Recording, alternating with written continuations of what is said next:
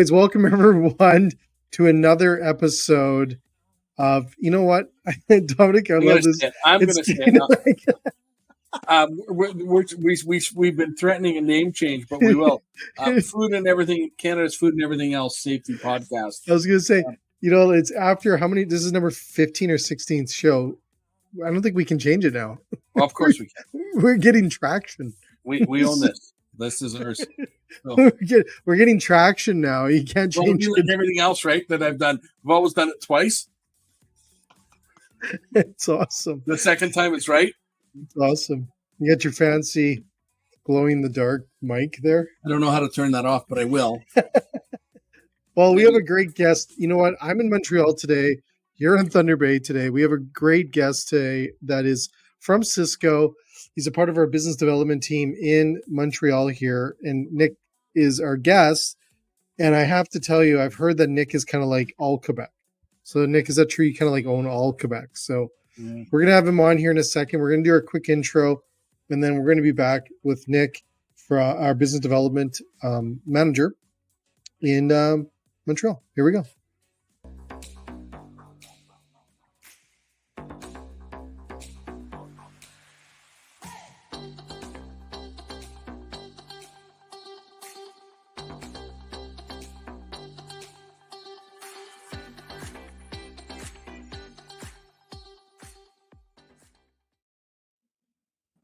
Hey, Nick. Welcome, Nick. Awesome. Well, welcome, Nick, to our podcast that we can't pronounce. We mess up the title every time. It is a great pleasure to have you on our show today. And we're super excited about really talking about a little bit of, food safety, what's going on in the Quebec market. It is true that you kind of own all Quebec. Is that right? I heard that this week. That's correct. Yeah, I've been around for many years, over 20 some odd years in the industry. So 20 years in Wow. the industry. yeah, 20 plus. Yeah, Family generations of industry.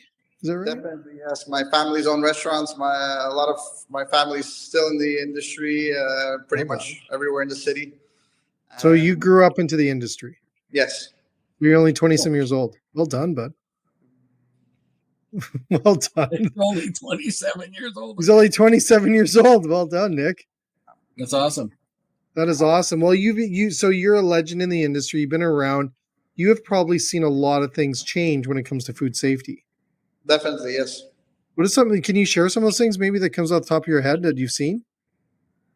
Well, look, I mean, I've come from the world where, like, prior to Cisco, I worked for like a smaller outfit, smaller companies, and so there's always been zero safety whatsoever from the distributor's point of view, and even the restaurants themselves in the kitchens. When I walk into some kitchens and I see the way they handle the food and all that stuff, it's pretty scary.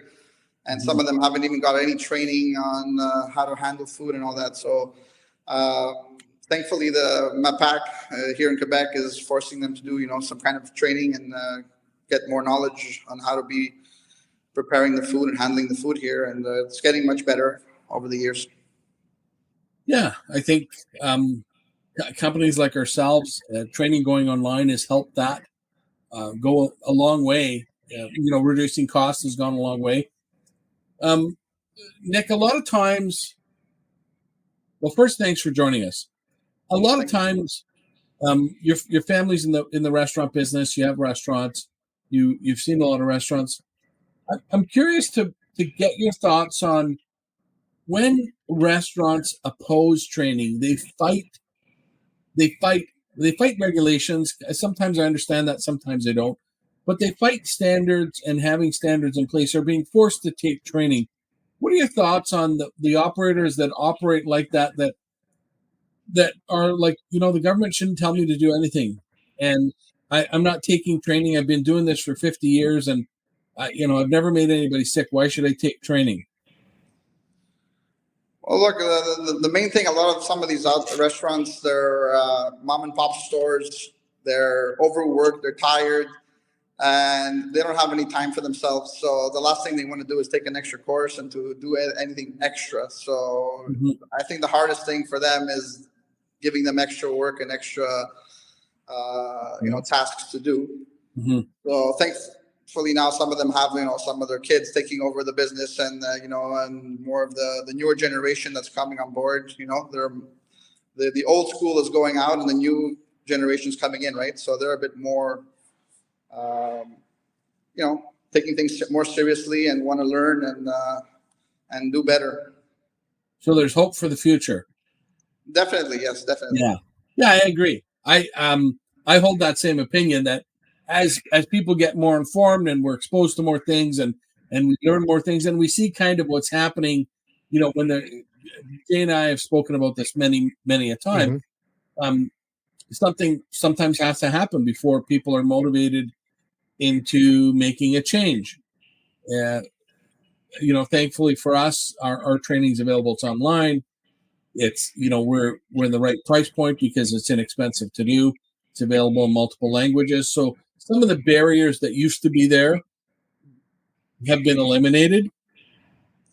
Nick, for your information, something we never talked about is the exam is also available in 14 different languages.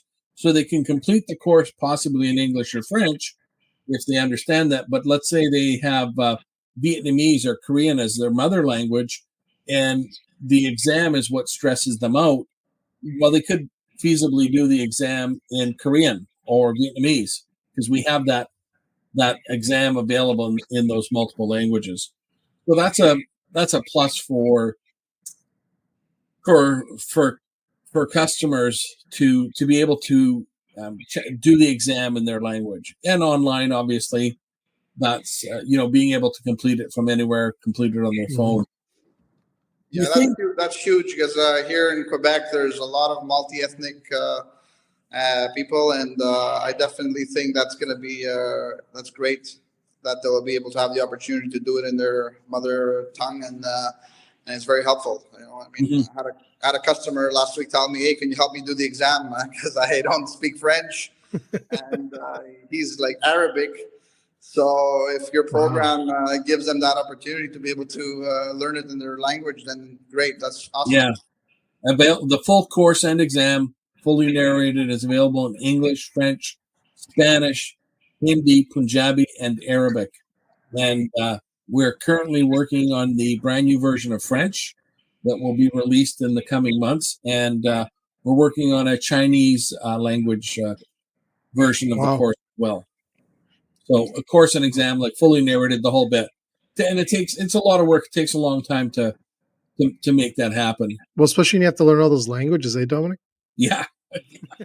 I barely know English, Jay. I'm not so good at it. I got to master. Same here, buddy. Same here. I get the one I'm pretty good at to get that better. Nick, how does MAPAC? I know the city of. Are you in the city of Montreal? Yes, I'm in Montreal. Correct. So Montreal has their own public health department as well, right? So you got MAPAC at the provincial level, but the city of Montreal has Montreal Public Health, correct? Yes. Yeah. So does MAPAC inspect everywhere else, and then in Montreal Public Health inspects? No, I think it's the MAPAC that comes and checks the MAPAC inspectors. I was telling somebody today, MAPAC is actually part of in most provinces, public health inspections happen under the public health department, but in Quebec, MAPAC is part of the Ministry of Agriculture and Food. Yes. Yeah. Oh, wow. Yeah, so it's they still have public health inspectors that do the inspection, but they're the mother ministry is agriculture and food. So they're I don't want to say they're more lenient. I think sometimes they're also more understanding. Is that fair to say? I think they're tough, but they seem to understand food a little better than sometimes public health in other provinces would. Well, they are. The only time where they're going to be really strict, and I've seen it with my own eyes, is if a restaurant is rat infested and they see droppings of any sort of yeah. And if that's the case, then they shut them down automatically to clean up and disinfect the place. Yeah. But if it's like certain things that they're doing wrong, whatever, they'll give them a warning, and then next time they'll come back, they'll make sure that they've corrected it. Yeah, so that's in my world, that's a good thing, right? If the restaurants they're not happy about being shut down at any time, obviously, but they have to understand that being shut down it not only protects the public, it protects them, it protects their business, because it would be devastating if somebody got sick from especially from a rodent infestation. It would be terrible. So I have a question for Nick, and it might come off of that point there, Dominic. Because Nick, I'm here in Montreal, and every second building looks like it's a heritage site. Yeah. Is it harder for restaurants in today's world to get standards up to what the inspectors are looking for because of all these beautiful buildings that they're putting these beautiful restaurants in? Because it's got to be a lot. It's first of all, it's got to be expensive to renovate. Do you see a lot of that? Like, it's got to be very hard or very difficult? Well, if they put the right, practices and everything in order, it's fine because if they get a monthly service for pest control and all that, and they do all the right things, I mean, they can get everything to be like in perfect condition. You know what I'm saying? So it's just up to the operator to take, be proactive and make sure everything is up to code and everything is, done right. So they do have all the tools and everything they need. It's just that they have to just be willing to do it. Do you find a lot of businesses here, like restaurants here, are they building new buildings or are they just renovating these old ones? Because I see a lot of gorgeous old buildings here that are like Most of them, like I would say different. 95% of them is all, or 90% would be old buildings that they're revamping, Yeah. and they're, unless they're, building new buildings, but that's going to be probably in the, greater Montreal or suburbs where they're building new Yep. developments. Yeah. So a little bit different, Dominic, than we would see out west where Yeah. everything's new, right? Like Yeah, everything's brand new. yeah, they've got like a 5-year, 100-year heritage there, maybe Yeah, longer. like And every we second have a building here is 100. I think some of the oldest buildings in Yeah. Calgary might be, if you're lucky, you hit 110, 120-year-old building, but there's Yeah, not like many of them. That's for sure. And it definitely, when you have those stone foundations, I've been in a lot of basements in Montreal as well. Those stone foundations do present a challenge, and Nick, I think, hit it right in the head in saying if the owners take it seriously, and sometimes that's a challenge. Sometimes you have new people coming into the industry, and they don't necessarily understand the challenges around pest control, and especially in a heritage building when you've got a lot of older construction with lots of nooks and crannies. The value of a good pest control company cannot be understated. It's really, really important to have that in place to help keep things in control. Yeah, I was at a restaurant once, and pest control guy was there going around doing his rounds, and then I was just asking him some questions, and I noticed there was like flies everywhere, in the restaurant, and he was explaining to me on how the flies, they get in like quite quickly, and then they just find the nearest drain and they lay eggs, and then it's hard to even control that because then they start reproducing, and then you have flies everywhere, and you're like, yeah, but the doors are closed. Where are they coming from? But so if the operators don't take that seriously and do that that pest control service every month, and they take all the right measures to to control all that, I mean, you're going to definitely have flies in your restaurant, and you're going to have all that stuff. So they do have to take everything seriously and have that monthly service and contract, and have everything under control. Yeah. Remember JR pest control episode where we talked about that?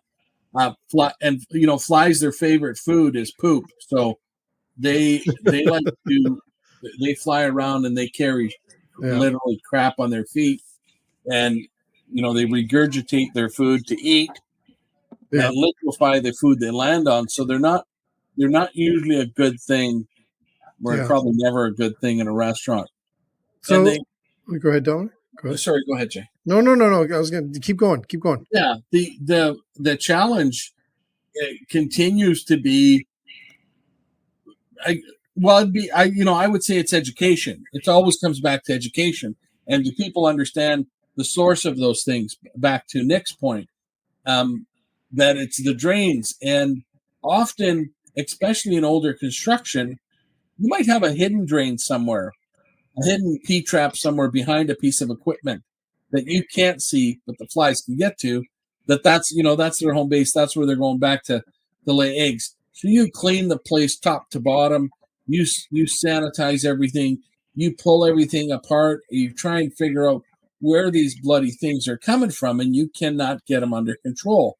And we've been involved in many a situation where you'll have a refrigeration unit on the top of a walk-in cooler that has a drain that's running to a drain has a drain on that condensation pan at the top that is running to a trap that's behind the walk-in cooler, like behind a wall, somewhere you cannot get to. And those are now really big challenges, because how do you stop that, right? How do you get back there? So I'm sure Nick has seen a few of those. yeah. Definitely. Definitely. Yeah. He was nodding. He's like, yeah, I know what you're talking about, Dominic. So in new construction or renovations, these are also things to consider. When we get involved, we ask about those things. Where's this going to go? And they say, well, what does it matter, right? And then we tell them, maybe not right now, but in 3 years or 4 years or 5 years, when that drain's full of dust and dirt and there's a little bit of water and it's a nice breeding ground for flies or fruit flies, or a drinking spot for mice, that's when it's going to be a problem. So that's why that should not be back there. A, it's not serviceable. B, it's easy for the plumber to do. They really like that, but you have to have these sort of long-term considerations. And also, that's why public health does a plan review. I don't think they get down to the drains like that, but a public health will do a plan review before you open your location, right? They want to know. So Nick, I have a question for you. Because like I said, you're Mr. I want to call you Mr. Hollywood of Quebec for the industry. I want to ask you, just kind of give us, because I'm out here, I've been to Montreal many times before. You guys take food so seriously different than the whole country. You even told me the other day, Jay, it's different here than anywhere else in the country. What makes Montreal, and I'm going to just stick to Montreal because that's where I am today, different when it comes to the food scene in any part of the country? Still there, Nick? Yeah, sorry. He's taking calls already. I had a call come in, yes. So what's this industry here that makes it so different, Nick? I don't know. I just find that the chefs, most of them are, owner operators. They take it to heart. They want to please their patrons. They put effort into the food, into the decor, and giving that, dining experience. So that everyone that comes, even out of, from the States, everywhere into town, they say, oh, let's go to Montreal. Why? Because, they get that full, service of like the food and the ambiance, the atmosphere. Nowadays a lot of places are turning into like supper clubs. You go and you have like dinner and you dance and you party and you get the full experience, right? So really, sometimes you travel into some other cities across Canada or different places in the world and you don't get that same vibe, right? No, Dominic, I think you've mentioned that to me. Yeah, I think we've talked about like how Montreal's food scene is so different. It is different. I agree. The few times I've been there, they, not to say anything bad about the other cities in Canada that have really cool food scenes. I think Calgary's got a we'll good have Dominic's phone number on the podcast later. There seems to be more passion there for sure. I find it neat that you said that there's a lot more owner operators there than there might be in other cities where the chains seem to dominate. That is not the case in Montreal, correct? No, we do have a lot of independence, and that's why that you don't. We have multi-unit, obviously, like in chains, but you do have a lot of independent, restaurants that they own 2, 3, locations, and they try and put their heart and soul into it, and making it very successful as it can be, because there's a lot of competition, for the population that we have and the amount of restaurants we have. I mean, it's insane how many restaurants, per capita. So is it big? Is that number big? I don't know what that number is, Jay. I'm curious to know for maybe the next time we talk. But would you say the amount of non-traditional, sort of steakhouses, the non-traditional foods are making a big impact on that restaurant scene, and we're seeing a lot more variety as well? Yes, definitely. Yes, there's a lot of variety, a lot of different, fusion, different cuisines, different. Well, yeah, definitely. There's lots of that. Yeah, and I think I think I'm going to say this with the most respect for the rest of the country. Why I love coming here is that independent variety. There's such a variety of different independents here, Mhm. and you're almost getting a schooling in a way on what I'm going to guess. To go on to that note, I'm going to guess here before I say that you're getting a schooling, but I believe that probably a lot of franchises and restaurants up here, nothing wrong with those either, but they probably come to Montreal to pull out ideas from all these local places because they're so innovative and the ideas are fresh and they're new. And I wonder where that inspiration, Nick, do you know where that inspiration comes from? That there's new ideas here. Like I'm coming and I'm seeing new Well, ideas and new food. Where's that come from? I would think that because of the immigration, a lot of different multi-ethnic Mm-hmm. people, and so they bring the flair of their cuisine, their home cooked meals that they eat in their traditional homes, and so they try and take some of that and then make it a bit of more American, Canadian, do a twist on Mm-hmm. it. So I think it's mainly because of that that culture, multi-ethnic Mm-hmm. people that we have in Montreal. It's awesome. It is completely different. And I love the passion. I love the food. I love how it's a career here for a lot of people. Like the servers here, I had one person mention to me today. He goes, "Did you have you had the gentleman at the lounge serve you? He sings while he serves, That's right?" awesome. And he's an older gentleman, and I'm like, "I did," and he was incredible, and he just had this aurora on around him about all this amazing energy and everything. And he was an older gentleman, probably in his 60s, and having a great time. You don't see that very rarely in any parts of the other country. Maybe I have a Toronto, but definitely not out west. I have a customer that called me up last week and wants to come into our Sysco kitchen with our corporate chef to. He's opening a new concept like fresh rolls Yeah. and bowls. And he told me, hey, I came across, because nowadays they look at the Food Network channel, they look at all these different, Yeah. like things. And he told me there's a plant-based Wagyu beef. I'm like, everybody, Wagyu is top meat, and now they have a plant-based version of it that tastes like Wagyu beef. So he's like, "Can you get me some of that at Sysco?" And I want to put it on my menu. So we got in contact with the company, and we got some samples coming in, and we're going to try it in a few weeks when the customer comes into our Sysco kitchen. So Well, I'm excited. if you're gonna do plant based, that's the one to turn That's into probably plant the based. one to go You get with, right? $400 or $500 a kilo for it. Like, it's awesome.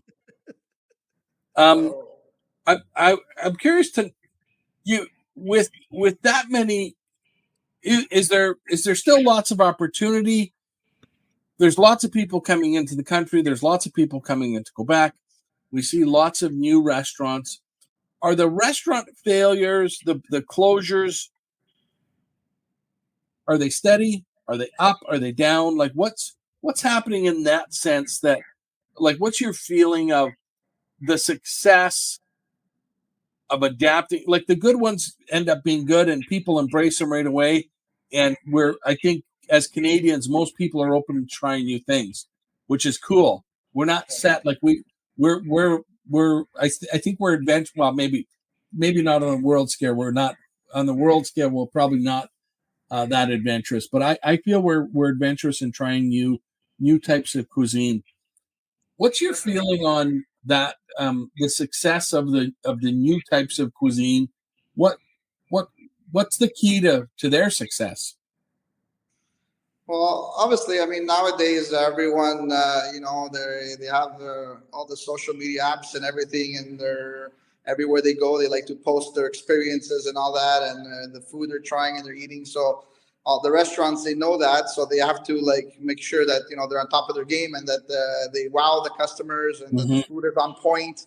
and everything. One bad review can make you or break you. So definitely they have to be at the top of their game. They have to be putting out the best quality food as possible. And another thing is now things are getting so expensive and rents have doubled and tripled in prices. So sometimes they can't afford to get big places with 5,000 square feet locations, and they might have to get smaller places and work with smaller square footage and put out maybe better plates, maybe more a better higher price point, and serve less people at a higher ticket price. So is the community of Quebec, Montreal? I think if you went by average wage, it's not as high as many other cities in Canada. The average wage is lower, I know, in Quebec. But it is climbing, though. It is going up. It's climbing, eh? yes. I'm kind of curious as to, as vibrant as that food scene is, are people, how much is business down because of all these increasing prices, rent, labor? I know there's a big labor issue in Quebec as well, especially with the new rules around English and French for students. Yeah.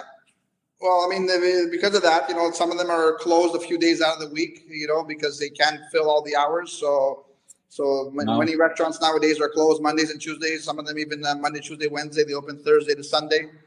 So yeah, it is tough to get labor, and then the ones that actually want to work, they actually want to get paid well, and they have options, they have choices, right? So it's an employee's market, I think, as far as work can. Definitely. Yeah. And it wasn't like that always, was it? No, Nick? No, it was never like that. I mean, there was always an abundance of of employees, but I think that also, I don't know if it's true, that the migration hasn't helped. Since the pandemic, there, I don't know if we've been getting more immigrants, because the immigrants is a big part of the restaurant industry. When people come in, they want these low level jobs, positions, just to get start working. And so I think we do need to get some more of those people, because a lot of our born Canadians, the kids like us, we tend to not go into that industry anymore. I mean, your parents always want you to go to school, educate yourself, get a better job, better career, and a lot of the young kids are not going to that field anymore, right? So you need. Yeah, it's definitely challenging the challenges are bigger than ever for the restaurant industry. You've got safety that we do, you've got labor, you've got food costs, you've got government rents and utilities, all piling up, and then you have a consumer that is more demanding than ever on top of everything. So you like you said, you have to be on point. You have to be on point on everything.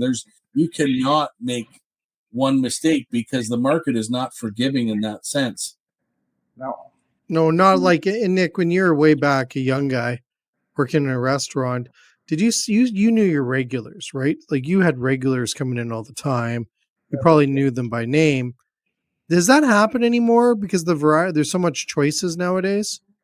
Do you still see people going back to the same place, or is it, let's try something else this time? No, you get your regulars at certain places, but you have people that move around also, right? You don't have the people that go 5 times a week to the same restaurant. So people do like to move around, and many restaurants, they have their certain nights of the week where they do their specials, their promos, and it's so on a certain night of the week that place is hopping and is busier, so people tend to go there. But that's more for the higher end places. I mean, obviously your local diners and places and restaurants in your rural areas, I mean, they have their steady clientele, the local people and elderly, everyone has their a variety of their business and clientele, right? I mean, not everybody is going to go out to the big clubs, supper clubs, and everywhere. So you have your regular diners and your fast food. No, you lost him there. It's okay. My phone rang again. He's busy. He's a company hunter. He's out there finding restaurants. Actually, that was a client. Yeah. Was it what it was? I love that. The Nick, have you operated restaurants in any other part of Canada, or have you always been in Montreal? Well, at one point, I was working up until the Ottawa area, so I was going into Gatineau and into Ottawa as well. Okay. So that's the furthest I've been with Sysco is, in my career as well, because I mean, obviously I grew up in Montreal, so I know all the Quebec market and a bit of the Ontario up to Ottawa. That's the furthest I've gone with. Would you? Is there an Ottawa might not be a good example, but maybe it is. Do you see a difference between Ottawa and Gatineau? If I see a difference between Ottawa and Gatineau? Yeah. Gatineau's on the Quebec side, right? Yes, correct, yes. And is that Hull as well?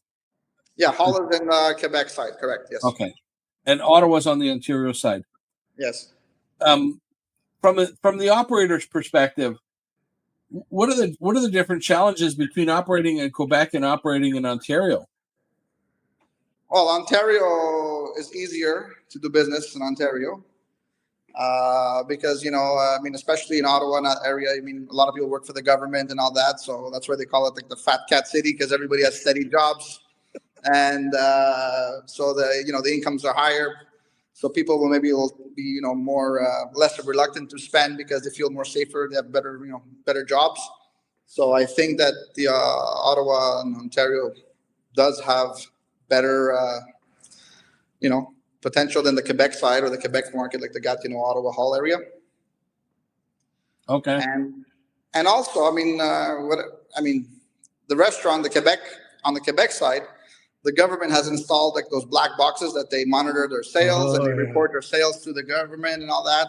So there's no error for cheating. Back in the days when the restaurants were not doing that great, they were able to cheat the system and all that. But no, there's none of that going on anymore in Quebec. So it's tougher to do business in Quebec, just that alone.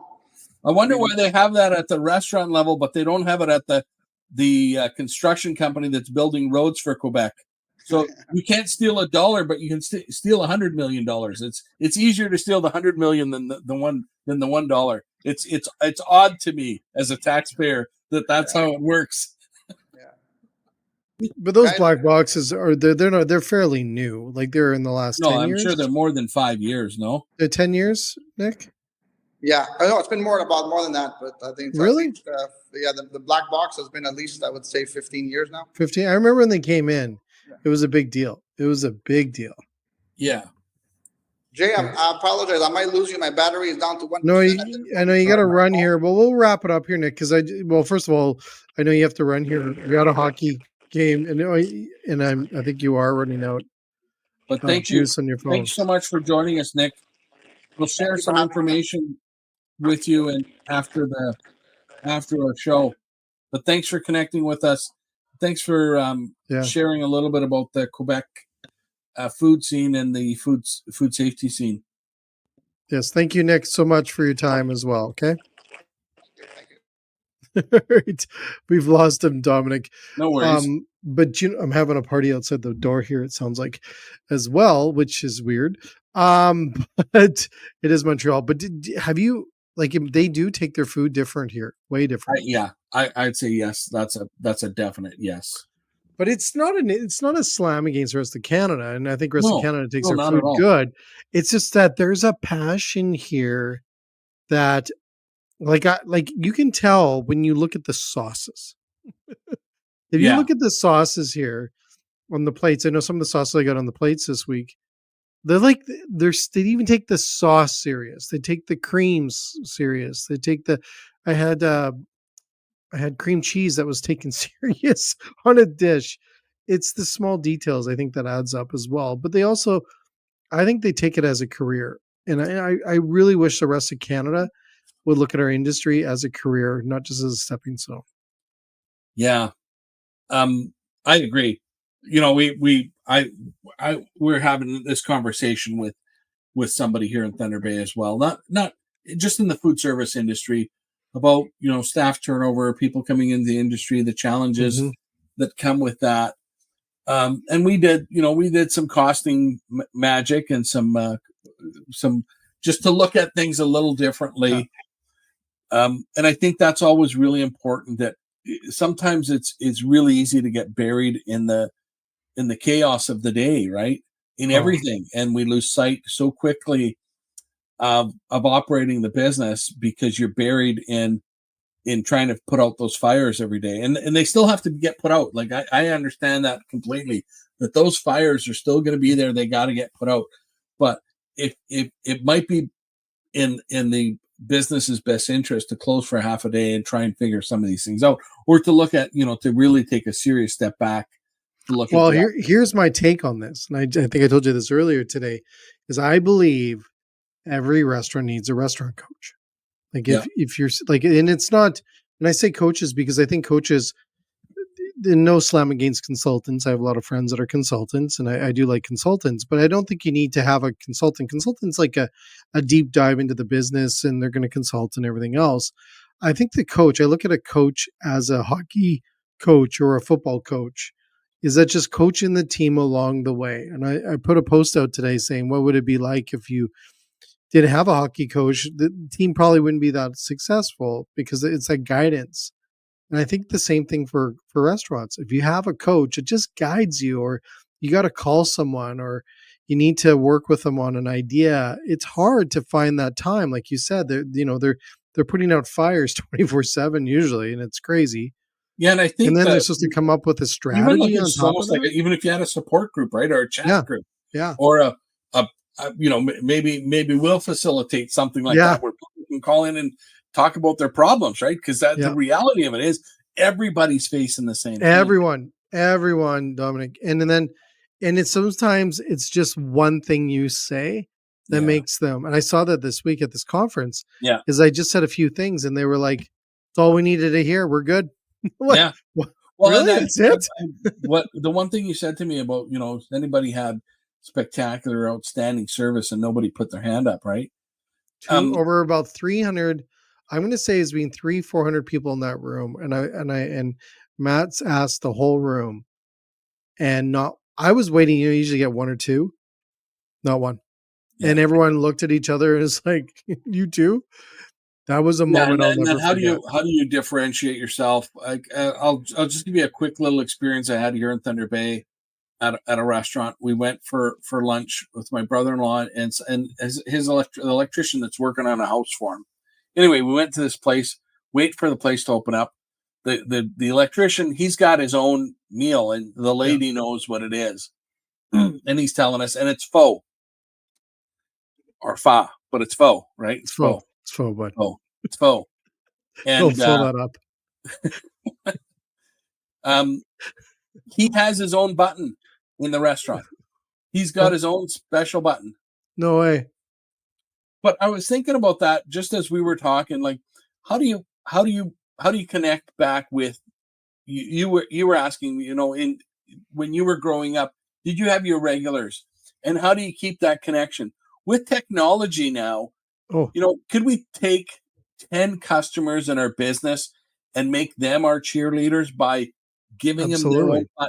give them their own button, their own special menu item, that and just really focus on treating them like gold, so that they know not only is your business capable of it, because you are, Yeah. you are, right, most businesses are, um and do they do you now reinforce that connection back to your customers, Hmm. even though some other things might be going to hell in a handbasket, right? um Yeah. Keeping the ones you got is really, really important. Yeah. And I to think make you feel special, I think, yeah. is getting harder and harder with staffing. Some of these things where we can embrace technology to help us might be a small way to reinforce that Yeah. connection and keep it going. Well, I think it's also using social media. If 100%. you use, like you said, you have your 10 cheerleaders. Yeah. Let's get them on social media talking about our restaurant and talking about the great food, the service, everything else. Get them to advocate for you. And that's where I think it's where you're going to win. And I Yeah, think back it's to going to, every restaurant should have a podcast, right? I really believe that too. I'm with you on that. We're doing it. We're Yeah. just a little company. We're doing it more to connect back to our customers than really talk about ourselves, as much as we like to do that. But really, we're only selling training, right? there's but that, but it that but little bit of training that happens but then impacts you our business so much. yeah, you know what someone said is that you become the voice of your area, your space, and then you become the expert. And you become like you are the expert, but you become the expert in a sense out there and you're having these conversations. You don't have to be so direct.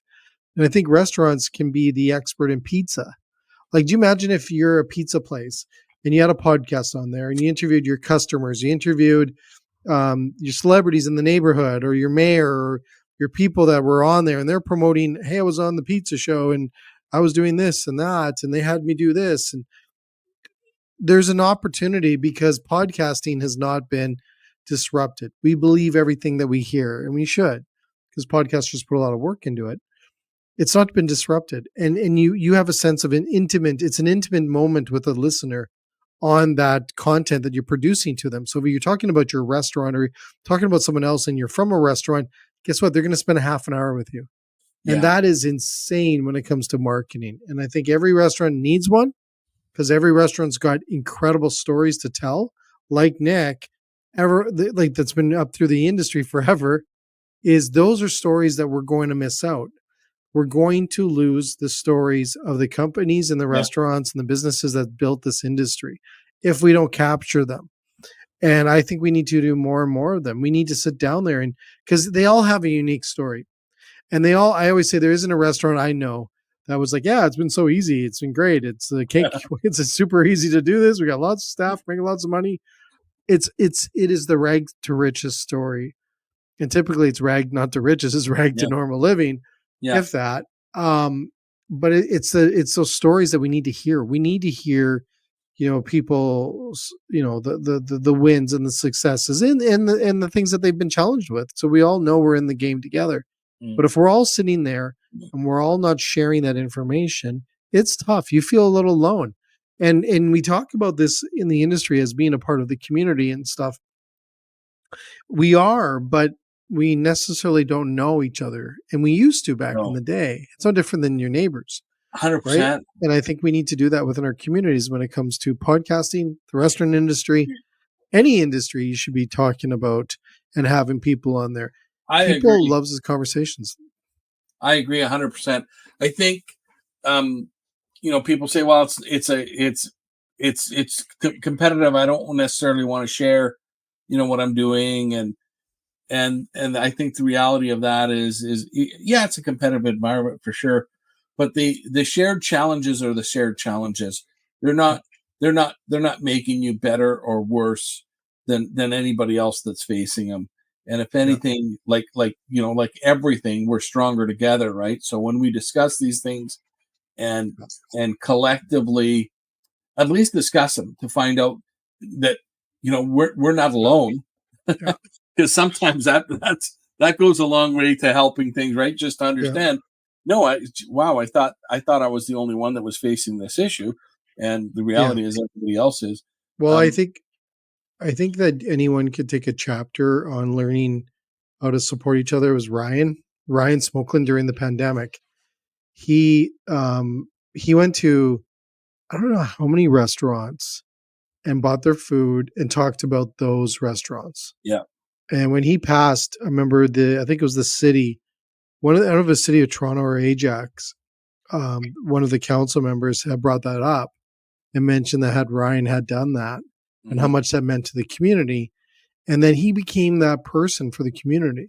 Yeah. Right. And he had a heart of gold doing that and going out there and sharing all these things because we really needed to lift everyone up when it came to the pandemic. And that's an example of what you should be doing opposed to looking as competition is how do you rise? It's no different than Sean Walchef down in the US that owns Kelly Barbecue. I'm still waiting for him to not be real because I cannot believe how he raises and pushes everyone up over top of him and makes them the star. It's incredible. Richard, my sister was listening to our podcast with Yeah. Richard from Coco Brooks. Yeah. Where it's not about him, right? No. And it's like he's the last person. Yeah. And she's inspired by it, right? She is. So that sharing is really, really important. And obviously we have to do more of it. And doing everybody doing their small part. Like, we try and support our industry with low prices and high value. That's our way of doing it. We're this is part of our way of doing it as well, because we hope to have diverse guests on that talk about not necessarily just we don't even know the name of our own podcast, but Hey, that's the best part of the show. I kind of want to do a call-in show though, Dave. That's kind of what I want. We're gonna have to do that. We'll have to do a call-in. Hello. So, yeah. Hello, mom. So it's interesting about Quebec. I'm glad that he said it is more difficult, right? They face higher challenges. I know their taxes are wild compared to what we have in Alberta. The property taxes are just huge. Like, they might have lower utility bills in Quebec, but probably be one of the lowest things, right? Yeah, they get a lot of tax. They get a lot of tax. And I was wondering if the environment, just because of the the St. Lawrence and the water here, they're so close to the water. I wonder if that plays a lot of roles into the food. Does it? No, Dominic? No. Oh, no? On the food safety side? Yeah. You have more pests for sure. More pests, right? It's a support city. You have rats there, which we don't have in Alberta, right? Like, we're blessed that there was that rat patrol, right? There's not. Yeah. They get them. They're having an issue at one of the dumps right now, or one of the recycling centers. I don't know if you heard about that. Yeah. In Calgary, but we don't have the pest issues that they have in Vancouver, Montreal, Toronto. You've got rats and mice and a lot. Now, I'm assuming rats are very hard to deal with because they're huge. And they can be. You've probably heard. The thing was the size of a small cat. Yeah. There's some big rats. Thunder Bay has rats. There's rats here, and because it's also a port city, it's on the water. Yeah. And it's the grain cars come through going to Montreal. Yeah. And they also offload grain here. So because they offload grain and put them onto ships, you have grain like literally on the tracks, and the rats are grain-fed rats, right? They're nice and plump, and it's just really it's crazy. So that's its own challenge as well, right? On the pest control side, it's and rats are like really bad, like when it comes to diseases. Is that right? Yeah, just like mice, they can, they're in sewers, they're eating dead stuff, and other rats, and famously carried the plague around, and probably who knows how many other things. Yeah, they're like roaches. They're an infestation or a sign of heavy rodent droppings, or mice, or for that matter, rats. Mm-hmm. A live rat or a dead rat or a dead mouse in a restaurant is usually you're getting closed. Really? And then you have to go through, I'm sure, like a whole. Well, the big thing is especially like you were talking about all these heritage buildings in Montreal, right? Yeah. These buildings that are from 300, 400, 500 years, a couple hundred years, even 150 or 200 years from the 1800s. Well, they've got these stone foundations, and if you've ever been in the basement, if you ever get the chance to go and you see these, I was in one today. Yeah, you see that there's wires and everything hanging. Mortar missing in lots of the walls and stuff. Yeah. So it's it gets really, really tough. And on top of everything else, like Nick said, right? We got the labor, we got food costs, we got all these other pressures, and then you got some guy like with a beard telling him, well, you should be really nice to your customer. all these other things you're dealing with, and then I'm saying, be nice. Some fat guy from Calgary say, hey, train your people. Exactly. Don't worry about everything else. But all those things have to happen to be successful. Not one of them by itself will do it. Even great food, if your food was spectacular, but you have a rodent infestation at your restaurant, well, the shit's going to hit the fan, right? It's just going to be bad. It doesn't matter. Yeah, it doesn't matter. It's so hard. I don't know.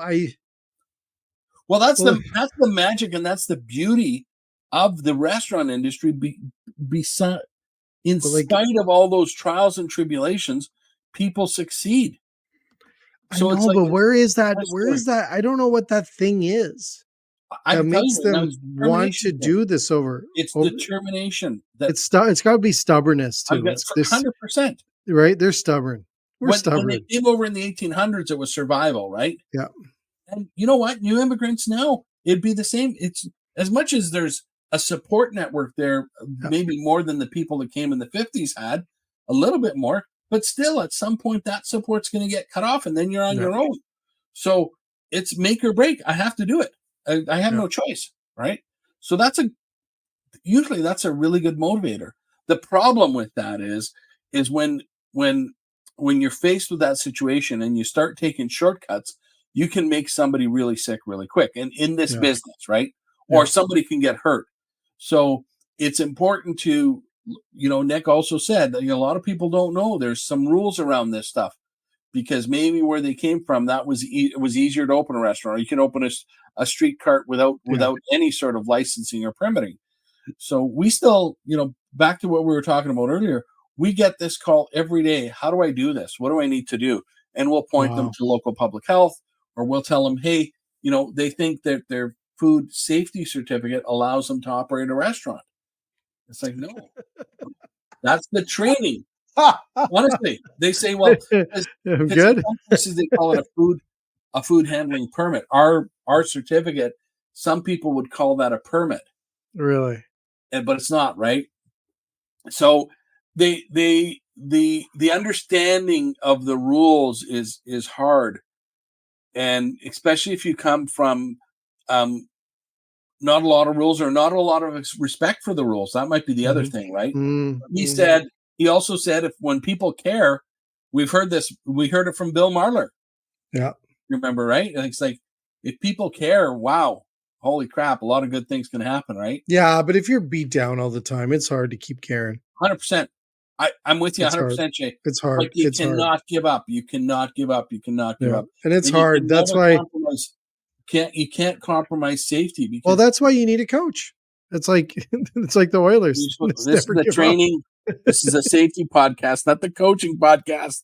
I know, What the hell? but that's what I'm saying is it's like you need that coach. And Yeah, the coach will you say, do. make sure you get your food safety handlers, all these different things. They're going to need that, but I think they're going to need more and more support. I just don't know how much. I don't know how much more people can take. That's the part that I'm just baffled. Well, I'm baffled.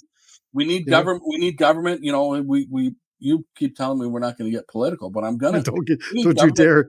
We need government to back off. They have to stop. Yeah. They Well, can't keep being, well, they do. you've got They do. you got even in Calgary, they're talking about more fees for More taxes, more and fees. taxes for opening up on the sidewalks and stuff. Are you guys nuts? Are they just out of these politicians? Most of them are out of touch. That's what I say, and I believe that because hey, we're going to raise taxes 6.5%.